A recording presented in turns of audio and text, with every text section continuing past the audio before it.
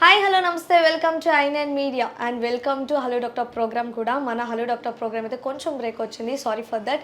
So ఈరోజు main topic వచ్చేసేసి accidents జరుగుతూ ఉంటాయి, హెడ్ ఇంజరీ అవుతూ ఉంటాయి, ఎలాంటి జాగ్రత్తలు తీసుకోవాలి, ఈ టాపిక్ అయితే ఈరోజు మనం మాట్లాడుతున్నాము. ఇవన్నీ మనకి ఎక్స్ప్లెయిన్ చేయడానికి ఈరోజు మన మధ్యలో ఉన్నారు వెంకటరమణ నర్సింగ్ హోమ్ అధినేత కామేపల్లి చంద్రశేఖరరావు గారు. ఈయన న్యూరో సర్జన్. ఈయన వచ్చేసేసి బెస్ట్ డాక్టర్ అవార్డు కూడా అందుకున్నారనమాట. సో ఇవన్నీ డీటెయిల్గా మనం సార్ని అడిగి తెలుసుకుందాం. సార్ నమస్తే. నమస్తే. సార్ అసలు న్యూరో సర్జనే మీరు ఎందుకు ఎంచుకోవాలనిపించింది? ఎందుకంటే డాక్టర్స్ చాలా ఉంటూ ఉంటాయి కదా డిపార్ట్మెంట్స్, మీరు ఎందుకు దీన్ని ఎంచుకోవాల్సి వచ్చింది? ముందుగా ఐ9 ప్రేక్షకులకి, మన జిల్లా ప్రేక్షకులకి, ఐ9 మీడియా వారికి నా నమస్కారాలు. యాక్చువల్గా ఈరోజు మనం మన అంజయ్ గారు, ఐ9 టీం అంతా కూడా ఈ టాపిక్ కవర్ చేయాలనే ఉద్దేశంతో అందరికీ ఉపయోగపడుతుందని అడిగారు. యాక్సిడెంట్స్, హెడ్ ట్రామా గురించి, తర్వాత కొన్ని న్యూరలాజికల్ డిసీజెస్ గురించి అడిగారు. సరే కవర్ చేద్దామని, అది ఎంతో ఉపయోగం ప్రేక్షకులకు కూడా అని చెప్పడం జరిగింది. నేను యాక్చువల్గా ఈ న్యూరో సర్జరీ అనేది నేను జనరల్ సర్జరీ తర్వాత ఇక్కడ విజయవాడలో నాగార్జున హాస్పిటల్లో వర్క్ చేస్తూ ఉండేవాడిని. ఒక 1 ఇయర్ వర్క్ చేశాను పోస్ట్ జనరల్ సర్జరీ. ఆ టైంలో మన ఒంగోలులో న్యూరో సర్జరీ అనేది ఇంకా అప్పటికి స్టార్ట్ కాలేదు. ఎవరు ఉండకపోయారు న్యూరో సర్జన్స్. అందరూ కూడా యాక్సిడెంట్ తర్వాత వెంటనే గుంటూరు కానీ విజయవాడ కానీ రిఫర్ చేయాల్సి వచ్చేది. చాలామంది ఇబ్బంది పడేవాళ్ళు. కొంతమంది డబ్బులు లేక వెళ్ళలేక, అంత దూరం మ్యాన్ పవర్ లేక, సపోర్ట్గా ఉండలేక. సరే ఇవన్నీ నేను చూస్తూ ఉన్నాను. చిన్నప్పటి నుంచి నేను హాస్పిటల్ ఎన్విరాన్మెంట్లో పెరిగాను. మా ఫాదరు సర్జన్. 50 ఇయర్స్ నుంచి హాస్పిటల్ రన్ చేస్తాను, వెంకటరమణ హాస్పిటల్. సో ఇవన్నీ చూడటం వల్ల మా ఫాదర్ అడ్వైజు, నేను కూడా చాలా ఇట్లాంటి సిచ్యువేషన్స్ చూస్తూ ఉన్నాను కాబట్టి సడన్గా నాకు ఒక అవకాశం వచ్చింది ఇట్లా న్యూరో సర్జరీ చేయడానికి ఎస్ఆర్ఎంసి మెడ్రాస్లో. సో ఆ అవకాశం నేను చేసే జనరల్ సర్జరీ డిపార్ట్మెంట్లో నాగార్జునలో వాళ్ళు, మా ప్రొఫెసర్ ఉండేవాళ్ళు ఒక ఆయన, న్యూరో సర్జన్ కూడా అక్కడ, ఆయన ద్వారా నేను ఈ ఎస్ఆర్ఎంసిలో జాయిన్ అవ్వటం జరిగింది. అప్పుడు అది 3 ఇయర్స్ కోర్సు ఎస్ఆర్ఎంసిలో. మాకు ఒక ప్రొఫెసర్ ఉండేవాళ్ళు, ప్రొఫెసర్ రౌత్ అని. ఆయన చాలా ఫేమస్ ఇంటర్నేషనల్ ఫిగర్ న్యూరో సర్జరీలో. వాస్కులర్ న్యూరో సర్జరీ చాలా ఫేమస్ ఆయన. త్రూఅవుట్ వరల్డ్లో అన్ని కంట్రీస్ నుంచి వచ్చేవాళ్ళు అక్కడికి. నేను అక్కడ జాయిన్ అయిన తర్వాత అసలు న్యూరో సర్జరీ అనేది ఎంత టఫ్గా ఉంటుంది అనేది చాలా టఫ్ జాబ్ న్యూరో సర్జరీ అనేది. పొద్దుగుకులు రన్నింగ్ ఆన్ వీల్స్ లాగా 24 అవర్స్ నిద్ర లేచిన కాడి నుంచి వీకెండ్, సండే లేదు, సాటర్డే లేదు, మండే లేదు, కంటిన్యూస్గా వర్క్ ఉంటూ ఉండేది. తర్వాత ఎస్ఆర్ఎంసిలో నేను న్యూరో సర్జరీ అయిపోయిన తర్వాత సిమ్స్లో జాయిన్ అవ్వడం జరిగింది. అక్కడ 2 ఇయర్స్ అసిస్టెంట్ ప్రొఫెసర్గా పనిచేశాను. పీజీస్ కూడా ఉండేవాళ్ళు అక్కడ. చాలా వర్క్ ఉంటుంది అక్కడ. అప్పుడే స్టార్ట్ చేశారు న్యూరో సర్జరీ డిపార్ట్మెంట్ కూడా, ఒక సీట్ ఉండేది. సో అక్కడి నుంచి నేను ఒంగోలుకి 2006లో రావడం జరిగింది. నేను వచ్చినప్పుడు ఆల్రెడీ మా సీనియర్స్ 2 న్యూరాలజిస్టులు ఉన్నారు. ఒక న్యూరో సర్జన్, ఒక న్యూరాలజిస్ట్. 2 న్యూరో సర్జన్స్, ఒక న్యూరాలజిస్ట్. సో వాళ్ళతో పాటు నేను కూడా జాయిన్ అయ్యాను. ఇక్కడ జాయిన్ అయిన తర్వాత నేను ఇంకా కొత్తగా ఏంటంటే, ఇక్కడ పరిస్థితులను బట్టి మనం ఇంకా కొత్త ఇన్స్ట్రుమెంట్స్ కొనుక్కోవడం, అన్నీ న్యూరో సర్జరీకి సంబంధించిన పరికరాలన్నీ అరేంజ్ చేసుకోవటం. అప్పటి నుంచి కూడా ఇప్పుడు దాకా ఈ న్యూరో సర్జరీ 17-18 ఇయర్స్ నుంచి చేస్తా ఉన్నాం. బాగా సక్సెస్ఫుల్గా రన్ అవుతూ ఉంది ఈ డిపార్ట్మెంట్ మా హాస్పిటల్లో. తర్వాత ఎంతోమందికి మేము ఈ సర్జికల్ సేవలు చేస్తాము. టాపిక్ వస్తే, ఇప్పుడు హెడ్ ఇంజరీ అనేది యాక్చువల్గా ఏంటంటే, అది ఒక ఎక్స్టర్నల్ ఫోర్సు మన బ్రెయిన్ మీద పడటం వల్ల జరిగే డ్యామేజ్ని హెడ్ ఇంజరీ అంటాం. అది ఏ రకమైన ఎక్స్టర్నల్ ఫోర్స్ అయినా కావచ్చు. మెకానికల్ ఎక్స్టర్నల్ ఫోర్స్ కానీ, లేదా ఈ కెమికల్ ఎక్స్టర్నల్ ఫోర్స్ కానీ, తర్వాత ఏదైనా ఫోర్స్డ్ ఆబ్జెక్ట్స్ తగలటం వల్ల కానీ, ఇట్లా రకరకాలుగా అయ్యే ఛాన్స్ ఉంది. రొటేషనల్ ఫోర్స్ కానీ, మనం ఏదైనా ఆబ్జెక్ట్ రొటేట్ అవ్వడం వల్ల, ఆబ్జెక్ట్లో రొటేట్ అవ్వటం వల్ల కూడా తరిగే మార్పుల్ని ఆ బ్రెయిన్లో వచ్చే మార్పుల్ని హెడ్ ఇంజరీస్ అంటారు. సరే, ఈ హెడ్ ఇంజరీ అనేది దాన్ని రకరకాలుగా డివైడ్ చేస్తూ ఉంటాం.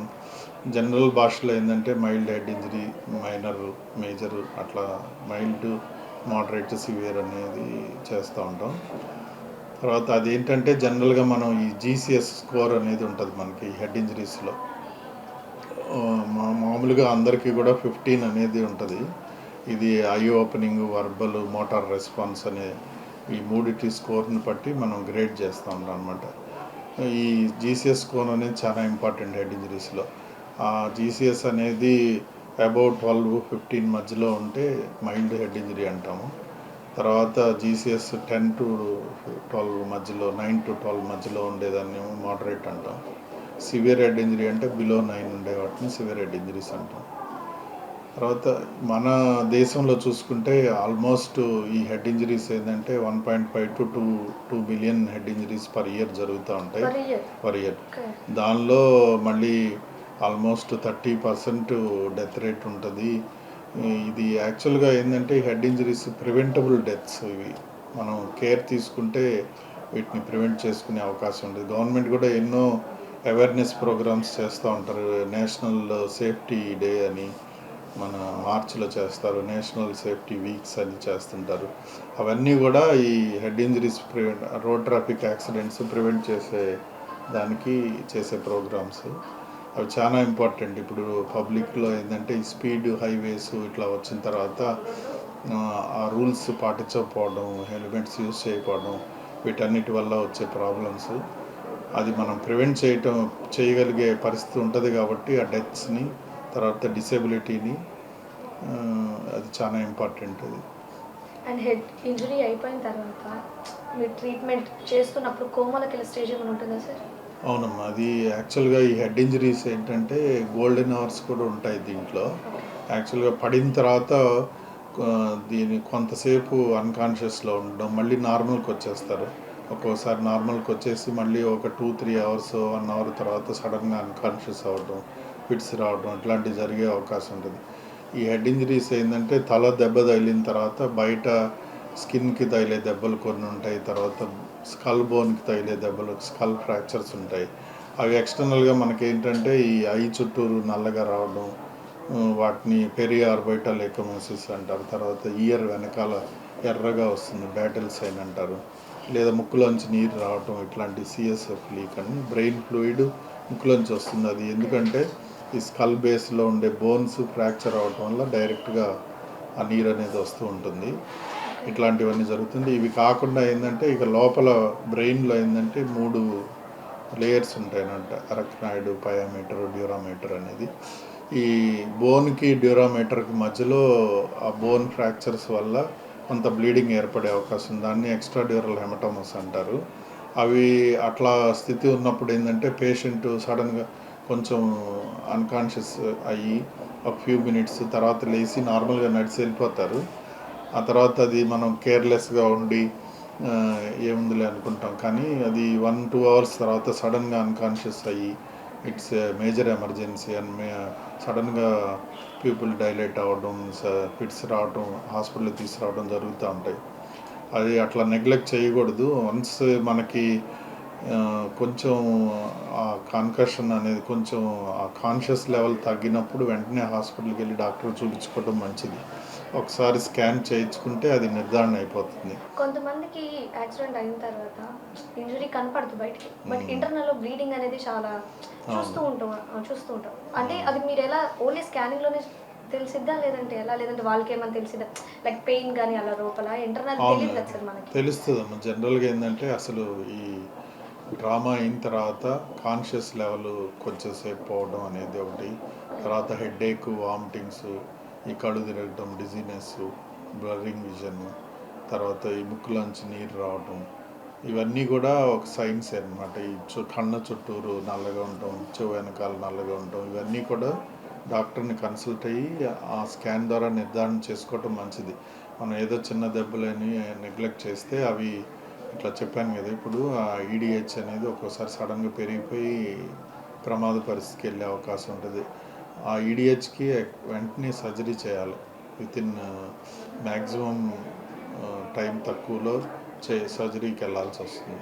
దాని తర్వాత ఏంటంటే సబ్డ్యూరల్ హెమటోమాస్ అని ఉంటాయి. అవి అక్యూట్, క్రానిక్ అని 2 రకాలు ఉంటాయి. ఈ సబ్డ్యూరల్ హెమటోమాస్ అనేది డ్యూరామేటర్ కిందన లేయర్లో బ్రెయిన్కి మధ్యలో బ్లీడింగ్ని సబ్డ్యూరల్ హెమటోమాస్ అంటారు. అవి ఇక వాటితో పాటు కొంత బ్రెయిన్ ఇంజరీ అవటం, ఆ తర్వాత ఇక ఆ ఒత్తిడి వల్ల బ్రెయిన్ మీద, చిన్న మెదడు మీద ఒత్తిడి పడటం, వాటి వల్ల మనం సర్జరీకి వెళ్ళాల్సి రావడం జరుగుతూ ఉంటాయి. అవి కొంత టైం పడుతుంది మనకి అవి తెలుసుకునేదానికి. అట్లాంటప్పుడు ఏంటంటే మనం ఐసీయూలో అడ్మిట్ చేసి పేషెంట్ని స్కాన్ ద్వారా, తర్వాత దానికి కొన్ని పారామీటర్స్, ఈ జీసీఎస్ అనేది ఒకటి, తర్వాత ఇంట్రాక్రేనియల్ ప్రెషర్ మానిటర్స్ అనేవి ఒకటి, తర్వాత అది డైలీ సిటీ స్కాన్ మానిటరింగ్, వీటన్నిటి ద్వారా మనం తెలుసుకోగలుగుతాము పేషెంట్ ప్రోగ్నోసిస్ ఎట్లా ఉందనేది. కొంతవరకు మనం దాన్ని ప్రివెంట్ చేసే అవకాశం ఉంటుంది. కొంతమంది ఏంటంటే పోస్ట్ ట్రామాటిక్ డిసేబిలిటీలోకి వెళ్ళిపోతారు. అంటే కాల్ చేయి weakness, speech problem, memory loss ఇట్లాంటివి వచ్చే ఛాన్స్ ఉంటుంది. అది సివియారిటీని బట్టి ఇప్పుడు సివియర్ హెడ్ ఇంజరీస్లో ఉంటుంది.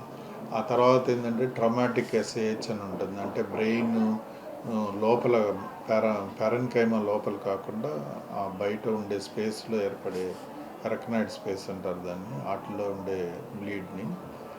అది ఉన్నప్పుడు ఏంటంటే అది ఒక్కోసారి రక్తనాళం చిట్లి బీపీ వల్ల, వాటి వల్ల వచ్చే ఛాన్స్ ఉంటుంది. లేదు రెండోది ట్రామాటిక్ ఇంజరీ అవటం వల్ల వచ్చే ఉంటాయి.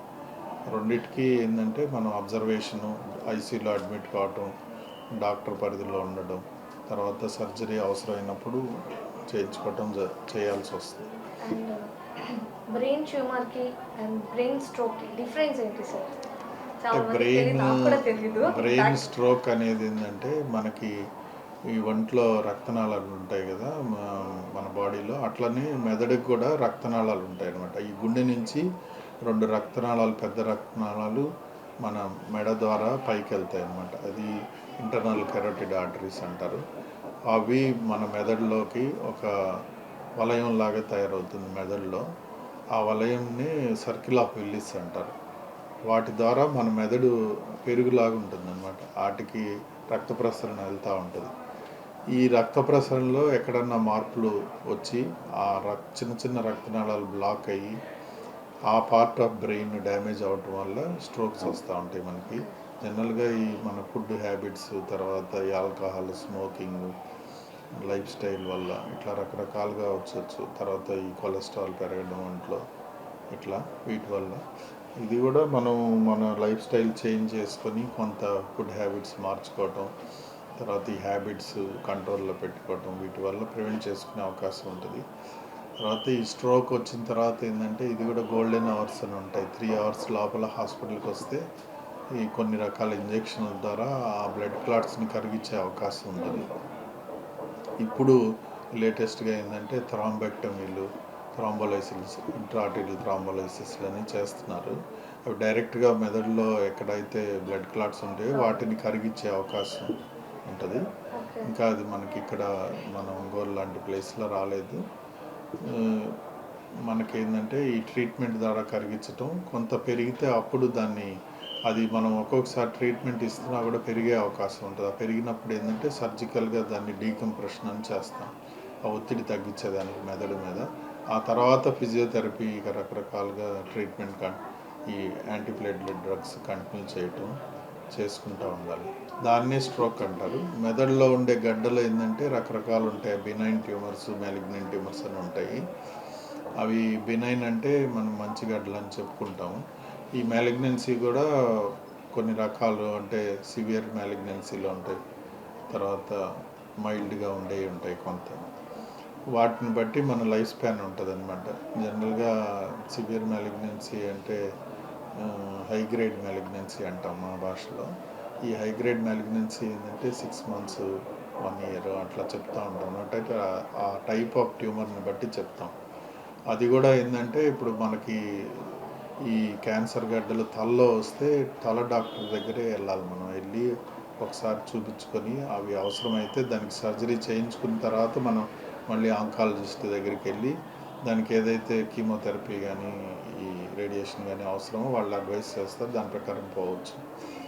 ఈ ట్యూమర్కి స్ట్రోక్కి అది డిఫరెన్స్. ట్యూమర్ అంటే గడ్డలు అవి బినైన్ కానీ మ్యాలిగ్నెన్సీ కానీ ఉండొచ్చు, దానికి సర్జరీ అవసరాన్ని బట్టి చేస్తారు. అవి ఒంట్లో ఎక్కడన్నా పార్ట్ నుంచి కూడా పైకి వెళ్ళి ఉంటాయి, సెకండరీ మ్యాలిగ్నెన్సీస్. ఇప్పుడు పొట్ట నుంచి కావచ్చు, ప్రాస్టేట్ నుంచి కావచ్చు, స్పైన్ నుంచి కావచ్చు, అట్లా రకరకాలుగా వెళ్ళొచ్చు, పేగుల నుంచి అట్లా.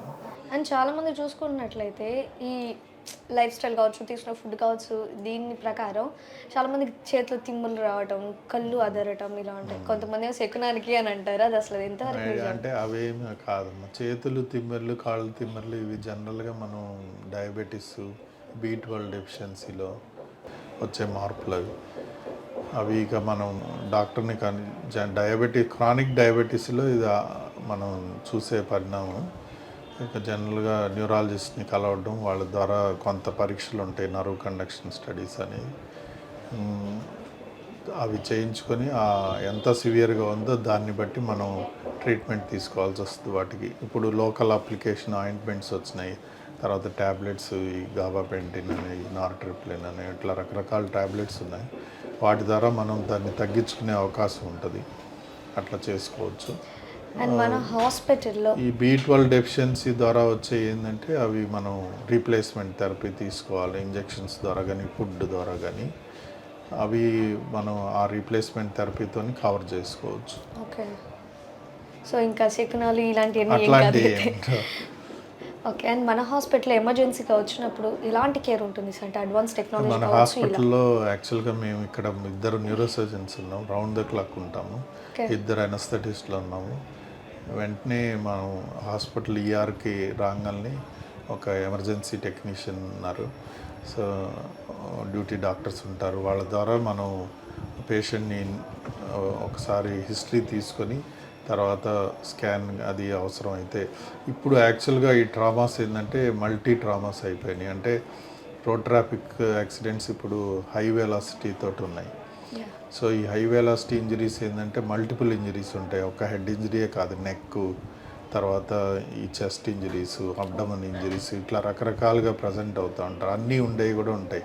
వీటితో పాటు లాంగ్ బోన్ ఫ్రాక్చర్స్, ఫీమర్ కానీ హ్యూమరస్ కానీ ఇట్లాంటి. మరి ఇలా మల్టిపుల్ ఫ్రాక్చర్స్తో వచ్చినప్పుడు ఎలా ట్రీట్ చేస్తారు సార్? అంటే వాళ్ళని వెంటనే స్టెబిలైజ్ చేయాలి. ఫస్ట్ మనం ఏంటంటే ఈఆర్కి రాగానే మన ఈఆర్ ఫిజిషియన్స్ వాళ్ళని అసెస్ చేస్తారు, ఏ లెవెల్ ఆఫ్ కాన్షియస్లో ఉన్నారు వాళ్ళు.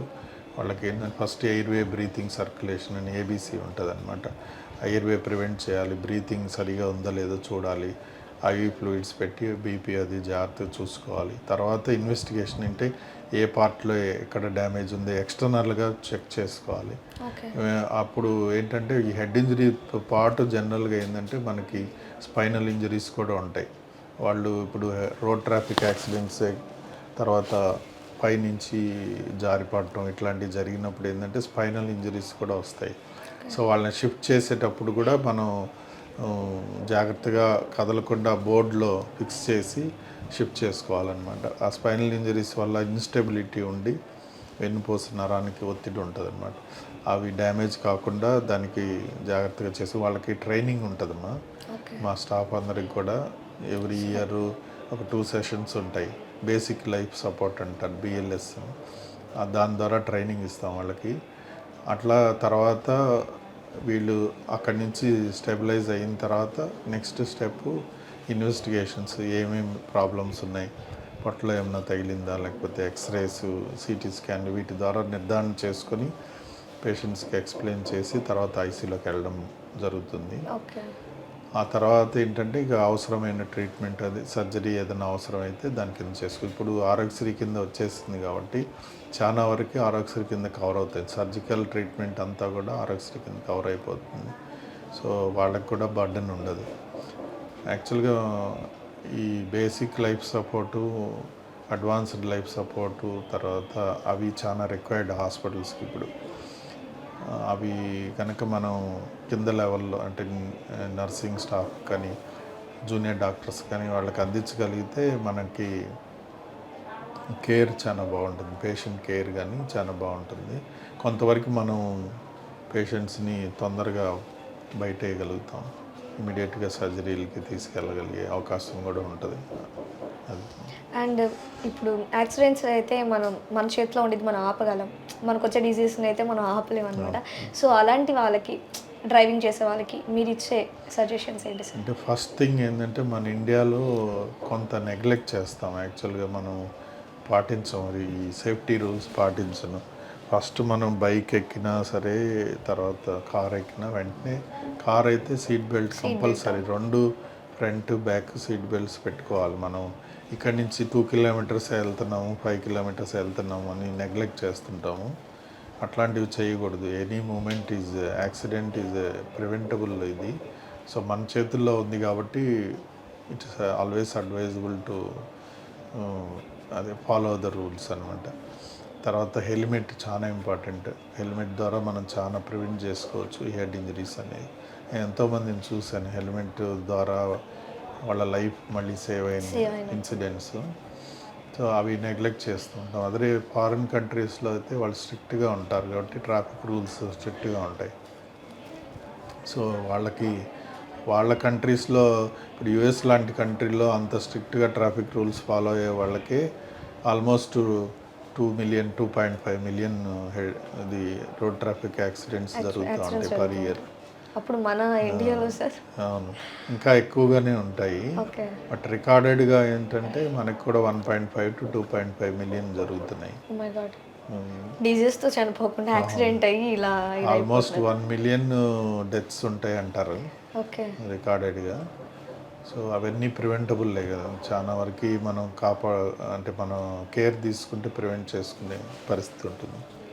So thank you so much sir. ఒక మంచి టాపిక్తో అయితే మాకు రండి, నేను ఈ టాపిక్తో డిస్కస్ చేస్తాను అన్నారు. చాలామందికి కూడా తెలియదు అనమాట.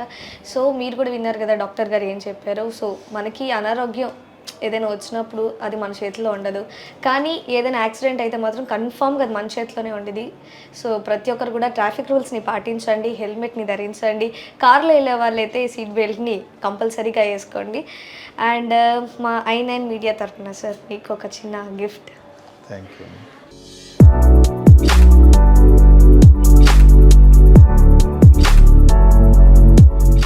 సో ఇది ఇవాల్టి హలో డాక్టర్ ప్రోగ్రామ్. మరో హలో డాక్టర్ ప్రోగ్రామ్లో మీ ముందు ఉంటాం. Until then keep watching i9 media.